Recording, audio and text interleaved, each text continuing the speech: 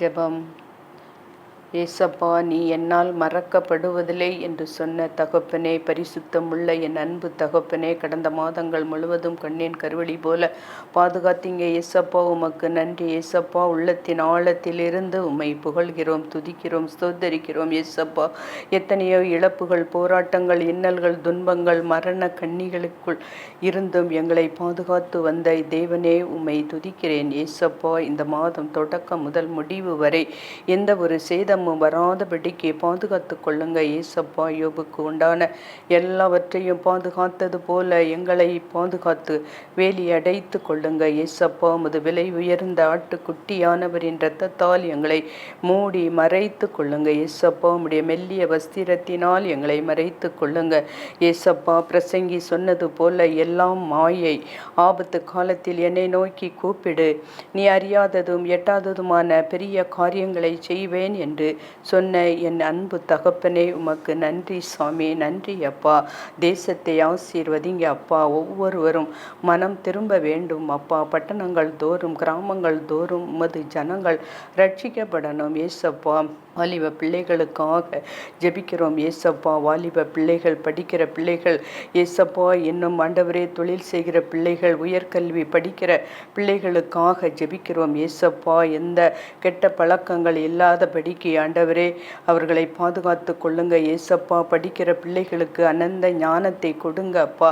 நல்ல ஞாபக சக்தியை கொடுங்க ஏசப்பா. பெற்றோர்களுக்கு கீழ்ப்படியணும் அப்பா. தோல்வியை காணக்கூடாது. உயர்கல்வி படிக்கிற பிள்ளைகள் ஏசப்பா, விமானம் மூலம் வெளி தேசத்தில் பிசினஸ் செய்கிறவர்கள், ஊழியங்கள் செய்கிறவர்கள் எல்லாவற்றையும் நீங்கள் பாதுகாத்து கொள்ளுங்க ஏசப்பா. விமானம் மூலம் பறந்து செல்கிற ஒவ்வொருவரையும் நீங்கள் பாதுகாத்து கொள்ளுங்க ஏசப்பா. எந்த பலகீனங்களும் அவர்களை தாக்காதபடி பாதுகாத்து கொள்ளுங்க. உம்முடைய இரத்தத்தால் கழுவி சுத்திகரிங்க ஏசப்பா.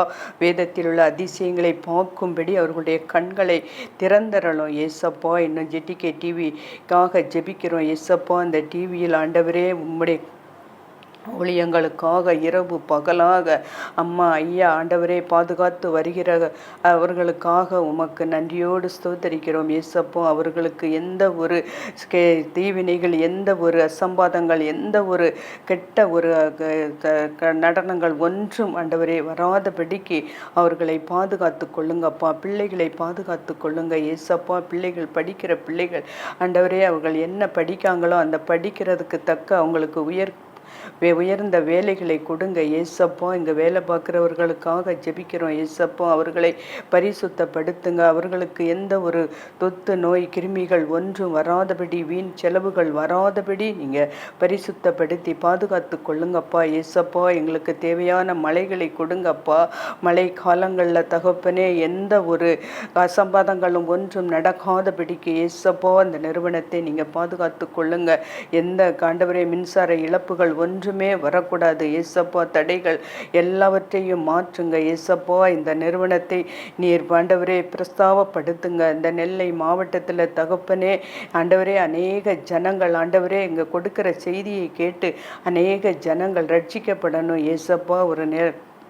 ஒரு நிலையை மாற்றுங்க ஏசப்பா. அவர்களுக்காக ஜெபிக்கிறோம். இன்னும் தகப்பனே டிவியில் பேசுகிற என்னை மறைத்து நீங்கள் பேசுங்கப்பா. எல்லா துதி கன மகிமை உமக்கே செலுத்துகிறேன் இயேசுவின் நாமத்தினால். ஆமேன் ஆமேன். கர்த்தரும் இரட்சகருமாகிய இயேசு கிறிஸ்துவின் இனிதான நாமத்தினால் என் அன்பின் ஸ்தோத்திரங்கள். ஜேடிகே டிவி அனைவருக்கும் என் அன்பின் ஸ்தோத்திரங்கள்.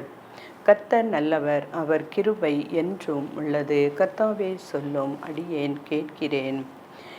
என்னருள் உனக்கு போதும் மகனே, என்னருள் உனக்கு போதும், என்னருள் உனக்கு போதும் மகனே, என்னருள் உனக்கு போதும். வலுவின்மையால் தன்னிடம் இருந்து வல்லமையாய் வெளிப்படும்.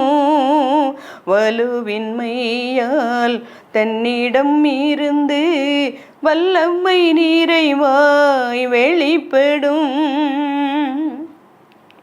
என்னருள் உனக்கு போதும் மகனே, என்னருள் உனக்கு போதும். கண்கள் கலங்கி நிற்கையிலே என் கரங்கள் கண்ணீர் துடைக்குமே. தனிமையில் நீ தவிக்கையில் நான் தாயாய் வந்து தேற்றிடுவேன். கண்கள் கலங்கி நிற்கையிலே என் கரங்கள் கண்ணீர் துடைக்குமே. தனிமையில் நீ தவிக்கையில் நான் தாயாய் வந்து தேற்றிடுவேன். போதும் போதும் மகனே, என்னருள் உனக்கு போதுமே. போதும் போதும் மகனே, என்னருள் உனக்கு போதுமே. கலங்காதே திகையாதே, என்னருள் உனக்கு போதுமே. பயத்தில் நீயும் பதரும் போதும் பக்கமாய் வந்து பார்க்கிறேன்.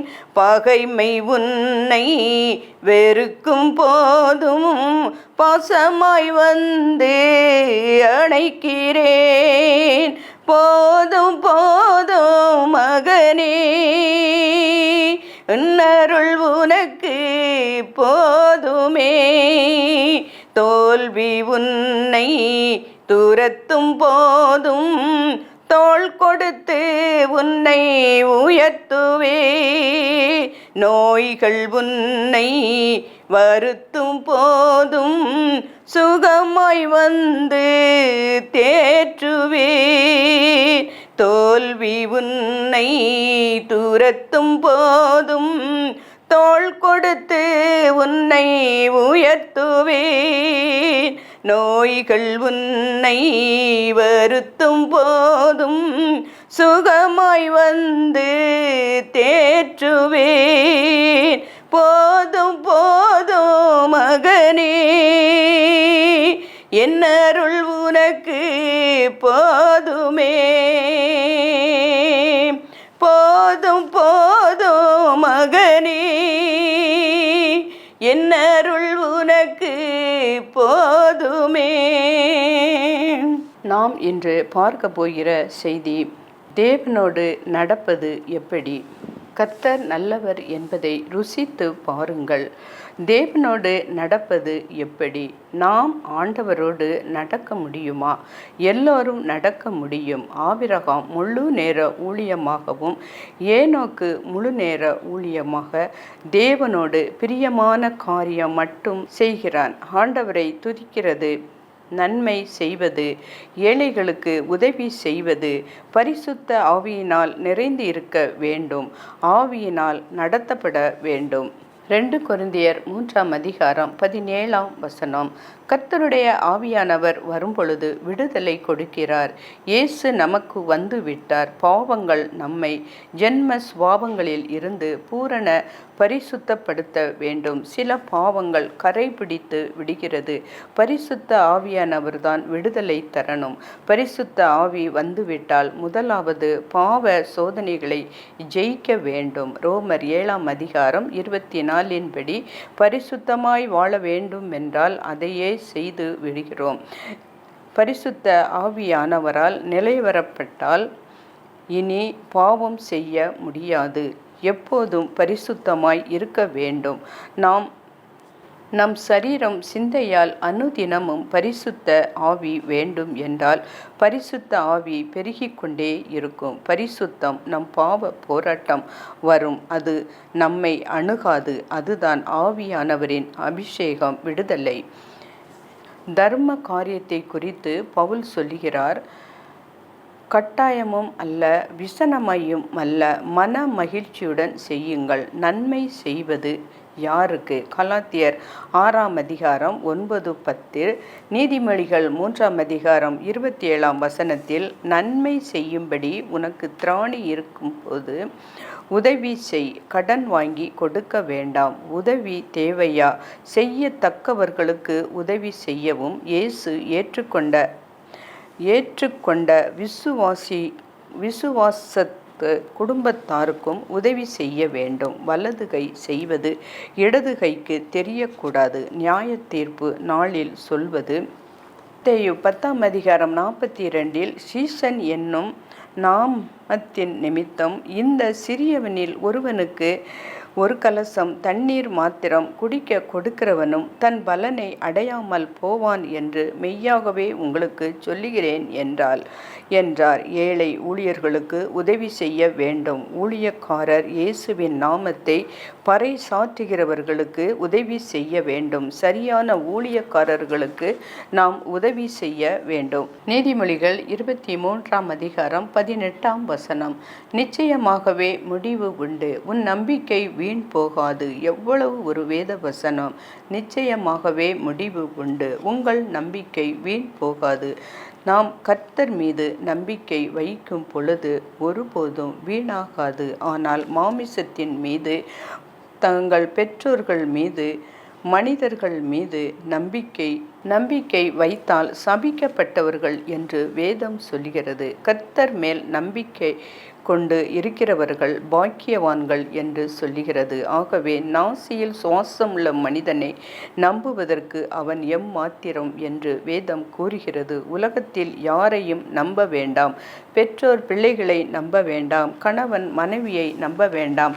நண்பர்களை நம்ப வேண்டாம். எல்லாருமே ஒரு கட்டத்தில் மாறுவார்கள். வேதத்தில் சொன்னபடி நாசியில் சுவாசமுள்ள அவர்கள் வாக்கு மாறுவார்கள். எவ்வளவோ அரசியல்வாதிகளும் வாக்குறுதி கொடுப்பார்கள். வாக்கை நிறைவேற்ற முடியாது. எல்லாரும் மனிதர்கள்தான். ஆனால் ஆண்டவர் சொன்ன வாக்குறுதி ஒருபோதும் மாறாது. ஏனென்றால் வேதம் சொல்லுகிறது, வேத வசனம் எல்லாம் 7 முறை உருக்கி புடமிடப்பட்ட வெள்ளிக்கு ஒப்பாய் இருக்கிற சுத்த சொற்களாய் இருக்கிறது. அவர் சொல்லியும் செய்யாது இருப்பாரோ? அவர் மனம் மாற மனுபுத்திரன் அல்ல. ஆண்டவர் சொன்னால் சொன்னதுதான். அந்த ஆண்டவர் சொல்லுகிறது ஒருபோதும் வீண் போகாது. சில பிரார்த்தனைகளுக்கு உடனடியாக பதில் கிடைக்கும். சில பிரார்த்தனைகளுக்கு 1 வருடம் கழித்து பதில் கிடைக்கலாம். சில பிரார்த்தனைகளுக்கு 20 வருடம் கூட காத்திருக்க கூடும். ஆபிரகாமிற்கு ஆண்டவர் வாக்குத்தத்தம் பண்ணினார். கடற்கரை மணலை போல உன் சந்ததியை பெருக பண்ணுவேன் என்று. ஆகாயத்து நட்சத்திரத்தை பார். ஆனால் 95 வயது வரை காத்திருந்தார். சாராளுக்கு 90 வயது ஆகிவிட்டது. வயது சென்றவர்கள் ஆனாலும் ஆண்டவர் சொன்ன வார்த்தையை நிறைவேற்றுவதற்காக ஒரு மனிதனை சந்திக்க தேவனே இறங்கி வந்து ஆசீர்வதித்தார். வயதான ஒரு தாயாரை பிள்ளைத்தாச்சி ஆக்கினார். கர்த்தர் சொன்னதுதான். ஆண்டவர் ஒருபோதும் மனம் மாற மாட்டார். நாம் தான் ஆண்டவருக்கு அநேக பொருத்தனைகளை செய்துவிட்டு செய்யாமல் இருக்கிறோம். அதுதான் வேதம் சொல்லுகிறது.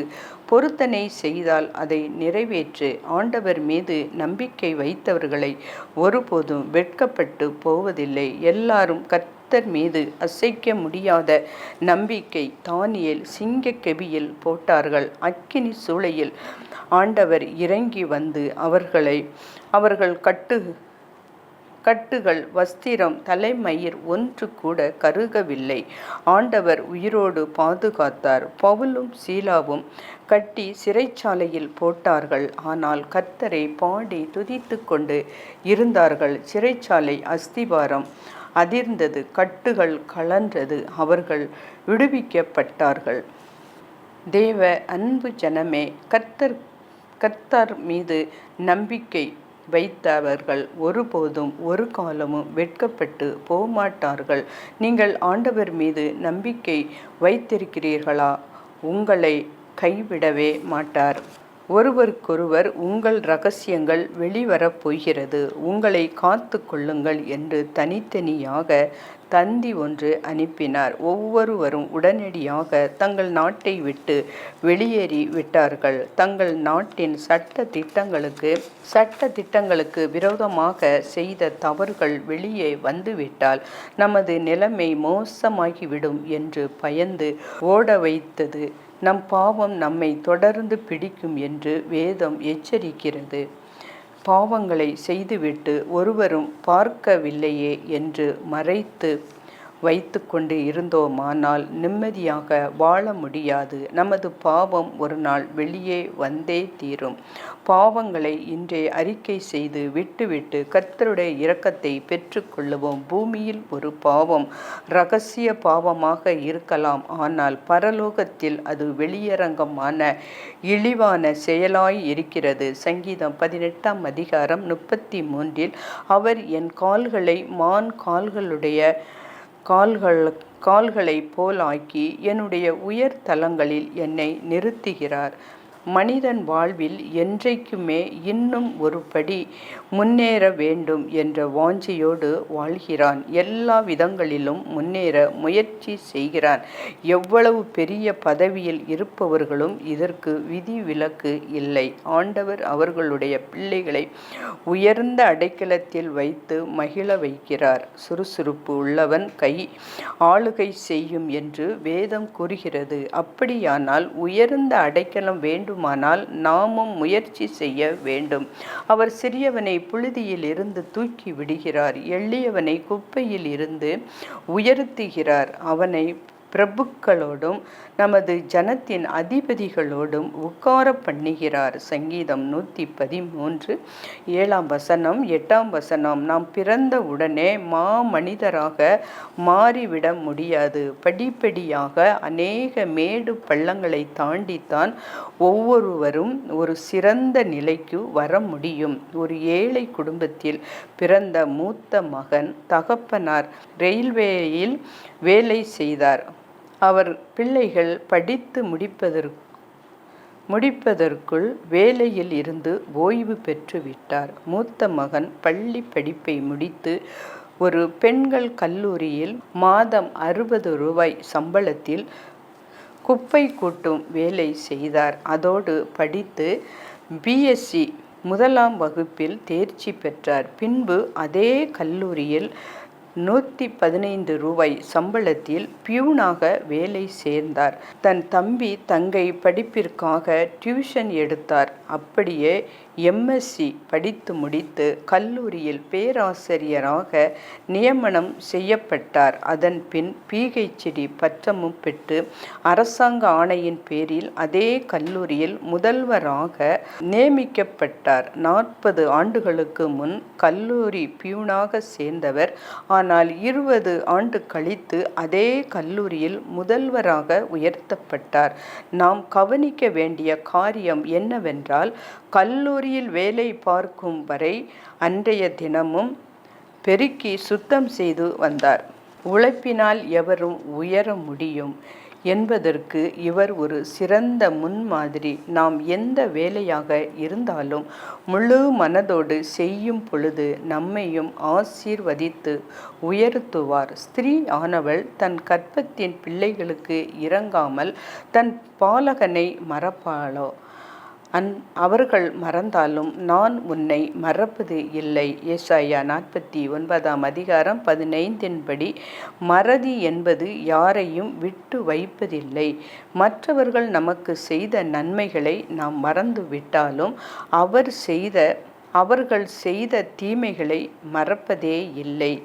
அநேக நபர்கள் நாம் மறக்கக்கூடாது, எதுவும் அவர்களுக்கு மறக்கக்கூடாது என்று நினைக்கிறோம். ஆனால் நாளடைவில் எல்லாமே மறக்கப்படுகிறது. பெற்ற பிள்ளைகளை விட பெற்றோரை பிள்ளைகளும் மறந்து விடுகிற கொடிதான அன்பு காணப்படும் காலத்தில் நாம் இருக்கிறோம். ஆனால் தேவன் மட்டுமே நம்மை ஒரு நாளும் மறப்பது இல்லை. அவர் மிருக ஜீவன்களுக்கும் கூப்பிடுகிற காக்கை குஞ்சுகளுக்கும் ஆகாரம் கொடுக்கிறவர் மனிதர்கள் மீது மட்டுமல்லாமல் தன் சிருஷ்டிப்பு அனைத்தின் பேரிலும் அன்புள்ள தேவன். நம் பரமபிதா ஆகாயத்து பட்சிகள் விதைப்பதும் இல்லை, களஞ்சியத்தில் சேர்ப்பதும் இல்லை, ஆனால் அவைகளையும் கருசனையோடு போஷிக்கும் தேவன் நம் பரமபிதா. அவைகளை பார்க்கிலும் நாம் விசேஷித்தவர்கள். இயற்கை அழகையும் பறவைகள் மிருகங்களையும் நேசித்து அன்பு செலுத்தினான். ஒரு நாள் அவன் எதிரில் ஒரு புறா துடிதுடித்து விழுந்தது. அதன் மென்மையான உடலில் ஒரு அம்பு தைத்திருந்தது. கண்ணீரோடு அந்த அம்பை எடுத்துவிட்டு காயத்திற்கு பச்சிலை பூசினான். ஆசையோடு புறாவை மார்போடு அணைத்து கொண்டான். புறாவின் காயம் ஆறியதும் அழகாய் பறந்து சென்றது. நம்மையும் அழிவுக்கு நேராக இழுத்து செல்கின்ற பிசாசின் கரங்களிலிருந்து நம்மை மீட்டு எடுத்த தேவாதி தேவனுக்கு நாம் சொந்தம் என்பதை உணர்ந்தவர்களாக நாம் நன்றியோடு வாழ வேண்டும். நம் காயங்களை ஆற்றுகிற அருமருந்து நமது தேவன். பெரிய காரியங்களை தேடுவதில் தவறு ஒன்றும் இல்லை.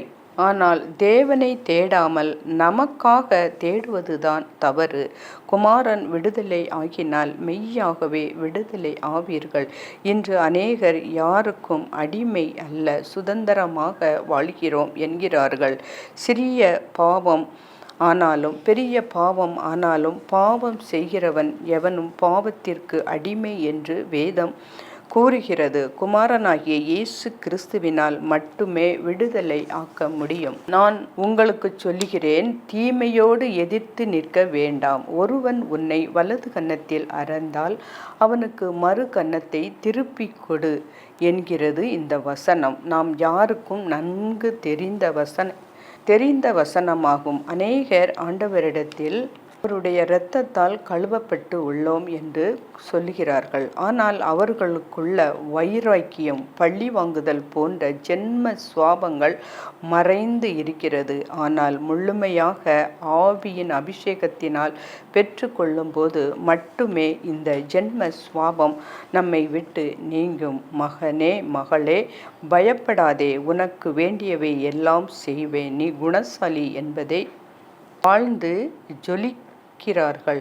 அநேக குணசாலிகளின் நன்னடத்தைகள் மறக்கப்பட்டும் இருக்கிறது. பெண்கள் ஆற்ற வேண்டிய பணிகள் ஏராளம் உண்டு. இன்றைக்கு எல்லா துறைகளிலும் ஆண்களுக்கு நிகராக பெண்களும் பணியாற்றுகிறார்கள். அடையாளங்களினாலும் அற்புதங்களினாலும் பலவிதமான செயல்களினாலும் தம்முடைய சித்தத்தின்படி மகிழ்ந்து கொடுத்து பரிசுத்த ஆவிகளினால் தேவன் தாமே சாட்சி கொடுத்ததுமாய் இருக்கிற இவ்வளவு பெரிதான இரட்சிப்பை குறித்து நாம் கவலையற்று இருப்போமானால் தண்டனைக்கு எப்படி தப்பித்து கொள்ளுவோம்? ஏதோ உலகத்தில் பிறந்தோம், வாழ்கிறோம். ஒரு நாளில் இந்த சரீரம் மண்ணுக்கு திரும்பும், அதோடு வாழ்க்கை முடிந்து விடும் என்ற தவறான எண்ணத்தோடு இன்றைக்கு அநேகர் வாழ்ந்து கொண்டு இருக்கிறார்கள். நமக்குள் இருக்கிற ஆத்துமா நித்திய காலமாய் வாழும் என்பதை நாம் மறந்துவிடக்கூடாது. எவன் ஞானமுள்ளவனோ அவன் இவைகளை கவனிக்க கடவன். ஞானவான்கள் கர்த்தருடைய கிருபைகளை உணர்ந்து கொள்வார்கள். ஆண்டவருடைய கிருபைகளை உணர்ந்து வாழ்கிறவர்களை வேதம் ஞானவான்கள் என்று கூறுகிறது. எவ்வளவு ஆறுதலையும் சந்தோஷத்தையும் நமக்கு கொடுக்கிறது. ஆண்டவரின் கிருபை இல்லாவிட்டால் இந்த உலகத்தில் ஒரு நாள் கூட நாம் நிற்கவே முடியாது. ஆண்டவரின் கிருபைகளை எண்ணி நன்றியோடு வாழ வேண்டும். நன்மை செய்கிறவர்களுக்கு விரோதிகள் அதிகமாக இருப்பார்கள். நல்ல காரியங்களுக்காக நாம் துணிந்து நிற்கும் பொழுது பெருமை கண்களும் நம்மை சிறுமைப்படுத்தி வேதனைப்படுத்த முயற்சிப்பார்கள். ஆனால் நாம் தளர்ந்து பின் வாங்கக்கூடாது. நல்ல காரியங்களுக்காக தோள் கொடுப்பது எந்த ஈவும் ஜோதிகளின் பிதாவில் இடத்தில் இருந்து வருகிறது. நீதிமொழிகள் 18:21 படி மரணமும் ஜீவனும் நாவின் அதிகாரத்தில் பிரியப்படுகிறவர்கள் அதன் கனியை புசிப்பார்கள். நம்மில் இல்லாத ஆசீர்வாதங்களுக்காக ஏங்கி ஏங்கி தவிப்பதை விட நாம் அனுபவித்து கொண்டிருக்கும் நன்மைகளை எண்ணி மன நிறைவோடு வாழ கற்றுக்கொள்ள வேண்டும். நமது நாவானது நெருப்பை போல சுட்டு வீழ்த்தும் சக்தி வாய்ந்தது. எந்த அளவுக்கு நமது நாவினால் தேவனை துதிக்கிறோமோ அந்த அளவுக்கு நாம் ஆசீர்வதிக்கப்படுவோம். துதியானது நமது விசுவாசத்தையும் முறுமுறுப்பானது நமது அவிவிசுவாசத்தையும் காட்டுகிறது. நாம் தேவனை மனதார துதித்து கொண்டு மன நிறைவோடு துதித்தால் கிரியைகளை நன்மையாக மாற்றுகிறது. இன்று நம்மை சுற்றியுள்ள எரிகோ கோட்டைகள் தகர்க்கும்படி துதித்தால் போராட்டங்கள், பிரச்சனைகள், வியாதிகள், தோல்விகள், இழப்புகள் எல்லாவற்றிலும் துதிகளின் மத்தியில் வாசம் பண்ணுகிற தேவனை துதித்து துதித்து போற்றிடுவோம். லூக்கா 19:42 உனக்கு கிடைத்த இந்த நாளாகிலும் உன் சமாதானத்துக்கு ஏற்றவைகளை நீ அறிந்திருந்தாயானால் நலமாய் இருக்கும். சமாதானத்திற்கு ஆனவைகளை அறிந்து மிகவும் சவாலானது. என்று பணத்தை கொடுத்து எதை வேண்டுமானாலும் வாங்கிக் கொள்ளலாம். ஆனால் வெளியே வாங்க முடியாதது ஒன்று என்றால் அது சமாதானத்தை தான். இன்று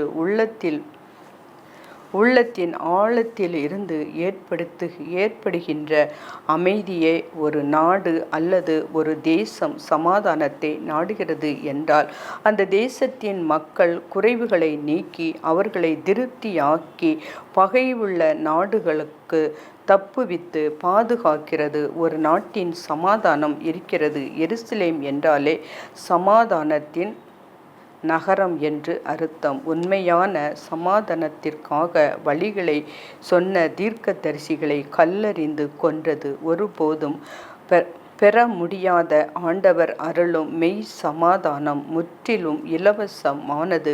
சூழ்நிலைகளுக்கு ஏற்ப ஒரு நாளும் மாறாது.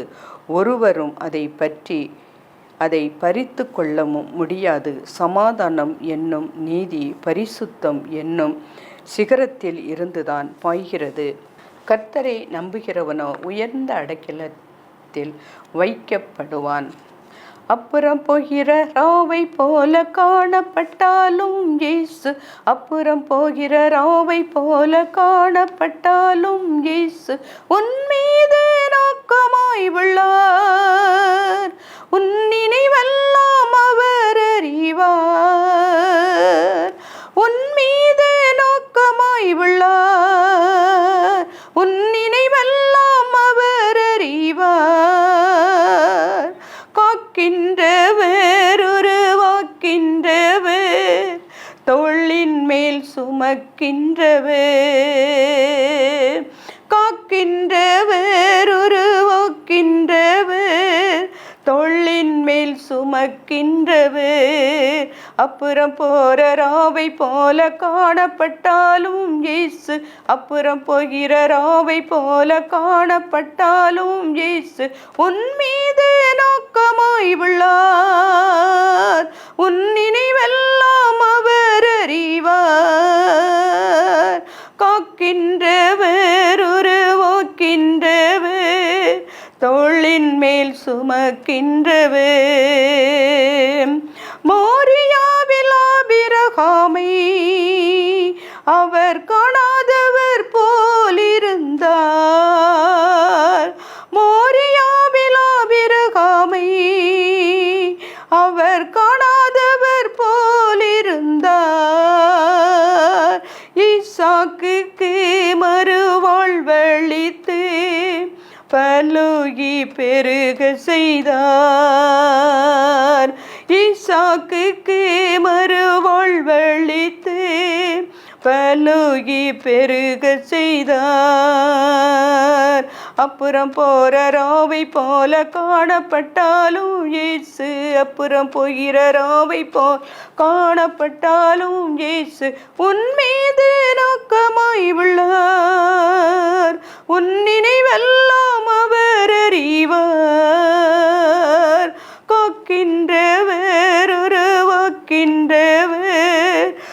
மீது சுமக்கின்றவர்,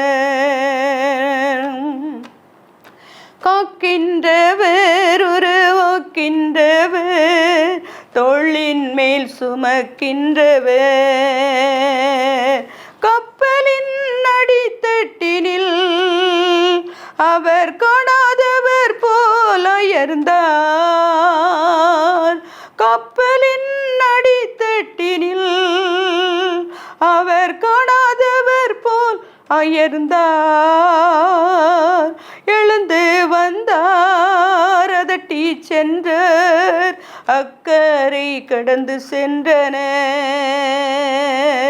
எழுந்து வந்தார், அதட்டி சென்றார், அக்கரை கடந்து சென்றனர். அப்புறம் போற ராவை போல் காணப்பட்டாலும் இயேசு, அப்புறம் போற ராவை போல் காணப்பட்டாலும் இயேசு உன் மீது நோக்கமாய் உள்ளார். உன் நினைவெல்லாம் அவர் அறிவார். காக்கின்றவர், உருவாக்கின்றவர், தோள் மீது சுமக்கின்றவர். காக்கின்றவர், உருவாக்கின்றவர், தோளின் மேல் சுமக்கின்றவர், தோளின் மேல் சுமக்கின்றவர். கர்த்தருடைய நாமம் மாத்திரம் மகிமைப்படுவதாக. ஆமென்.